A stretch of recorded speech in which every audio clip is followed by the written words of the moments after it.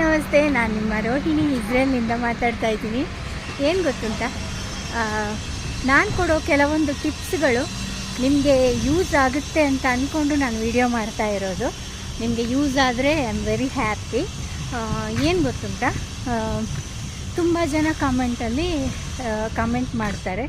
ಏನು ಅಂದರೆ, ಮೇಡಮ್ ನಮಗೆ ಸೂಪರ್ ಮಾರ್ಕೆಟಲ್ಲಿ 7 ಇಯರ್ಸ್ ಎಕ್ಸ್ಪೀರಿಯನ್ಸ್ ಉಂಟು, 15 ಇಯರ್ಸ್ ಎಕ್ಸ್ಪೀರಿಯನ್ಸ್ ಉಂಟು, ದುಬೈ ಕತ್ತಾರಲ್ಲೆಲ್ಲ ಕೆಲಸ ಮಾಡಿದ್ದೀವಿ ಅಂತ.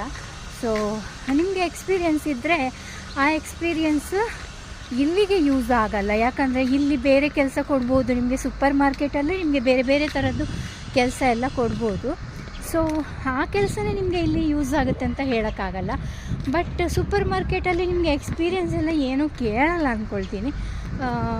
ಈಗ ಹೇಗೆ ಫ್ಯಾಕ್ಟ್ರಿಗಳಿಗೆ ಮತ್ತು ಇದಕ್ಕೆ ಯಾವುದಕ್ಕೆ ಕನ್ಸ್ಟ್ರಕ್ಷನ್ಗೆ ಸೂಪರ್ ಮಾರ್ಕೆಟ್, ಆಲ್ಸೋ ನಾವು ಸ್ಟಾರ್ಟೆಡ್ ಕ್ಲೀನಿಂಗ್, ಇದಕ್ಕೆಲ್ಲ ನಿಮಗೆ ಅಷ್ಟೊಂದು ಎಕ್ಸ್ಪೀರಿಯನ್ಸ್ ಎಲ್ಲ ಬೇಡ ಅನಿಸುತ್ತೆ. ಬಟ್ ಎಕ್ಸ್ಪೀರಿಯನ್ಸ್ ಉಂಟು ಅಂತ ಕಮೆಂಟ್ ಬರೆಯುವುದಕ್ಕಿಂತ ನಾನು ಹೇಳೋದು, ಒಂದು ಹೆಜ್ಜೆ ಮುಂದೆ ಹೋಗಿ. ನಿಮಗೆ ನಿಮ್ಮ ಊರಲ್ಲಿ ಒಳ್ಳೆ ಏಜೆನ್ಸಿಗಳಿರ್ಬೋದು ಅಥವಾ ಒಳ್ಳೆ ಏಜೆಂಟ್ಗಳಿರ್ಬೋದು. ದುಡ್ಡು ಕೊಟ್ಟು ಮೋಸ ಹೋಗೋಕ್ಕೆ ಹೋಗಬೇಡಿ. ಯಾರನ್ನಾದರೂ ಅವ್ರು ಕಳಿಸಿದಾರಾ, ಯಾರಾದರೂ ಹೋಗಿದ್ದಾರಾ ಅವರ ಮುಖಾಂತರ, ಅದನ್ನೆಲ್ಲ ಹಿಂದಿನದ್ದು ಏನಾದರೂ ಡೀಪಾಗಿ ಸ್ವಲ್ಪ ವಿಚಾರಿಸಿ ನೀವು ದುಡ್ಡು ಎಲ್ಲ ಕೊಡ್ಬೋದು. ಮತ್ತು ನೀವು ಅಪ್ಲೈ ಮಾಡುವಾಗ ನಿಮಗೇನು ದುಡ್ಡು ಕೊಡೋಕ್ಕಿರಲ್ಲ. ವೀಸಾ ಬಂದಮೇಲೆ ಎಲ್ಲ ಪ್ರೊಸೆಸ್ ಸ್ಟಾರ್ಟ್ ಆಗುತ್ತೆ, ಆಮೇಲೆ ನಿಮಗೆ ದುಡ್ಡು ಕೊಡಲಿಕ್ಕೆಲ್ಲ ಇರುತ್ತೆ.